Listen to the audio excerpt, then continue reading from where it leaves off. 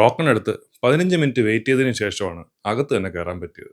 അത്രയ്ക്കും എന്ത് പ്രത്യേകതയാണ് ഇവിടുത്തെ ഊണെന്ന് ചോദിച്ചു കഴിഞ്ഞാൽ വിഭവങ്ങളിൽ അങ്ങനെ പ്രത്യേകതയൊന്നും ഇല്ലതാനും. വൈറ്റ് റൈസ്, ക്യാബേജ് തോരൻ, പിന്നെ ഒരു കൂട്ടുകറി, അച്ചാർ, ഒഴിക്കാനായിട്ട് സാമ്പാറും രസവും, പിന്നെ തൈര്.